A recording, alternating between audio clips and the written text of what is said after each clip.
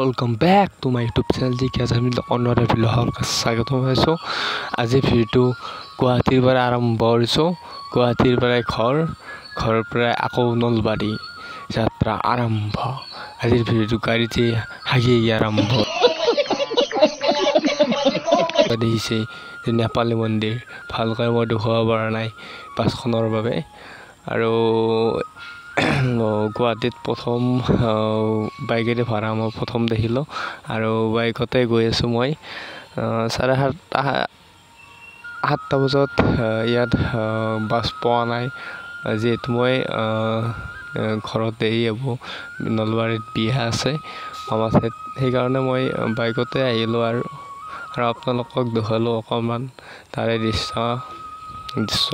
প্ৰথম গুৱাহাটীত আহিছোঁ আৰু আপোনালোকে ব্লগ মই দেখুৱাব পৰা নাই আপোনালোকৰ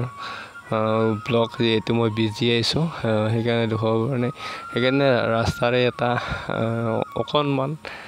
দেখাই দিলোঁ আৰু এইবিলাক চাওঁ ভাল লাগে একচুৱেলি আপোনালোকে সেইফালে চাই থাকক আৰু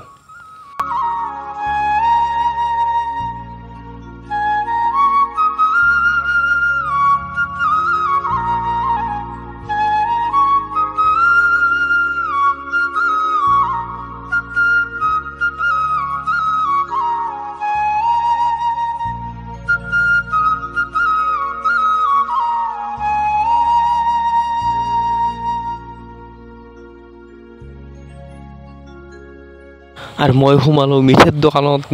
দোকান কিবা এটা সাজোৱা থাকিলে কিবা খাওঁ লাগে বিশেষকৈ ধুনীয়াকৈ সজাই কিবা এটা ভাল লাগে সাজোৱাটো কিবা এটা লৈ মই যে গাড়ীত উঠিলোঁ আৰু ফাইনেলি আহি পালোঁ মই ঘৰত মোৰ কাৰণ তলটো ফাটিছে আৰু দূৰৰ পৰা আহিছোঁ না আৰু এতিয়া এনেকৈ চলি যাব আৰু য'ত মই কইনাৰ নলবাৰীত গৈ থকা বুলি কৈছিলোঁ বিয়া থকা বুলি আৰু সেইটোৰ কইনা অলপমান চাই লওক আপোনালোকে ফেশ্বনটো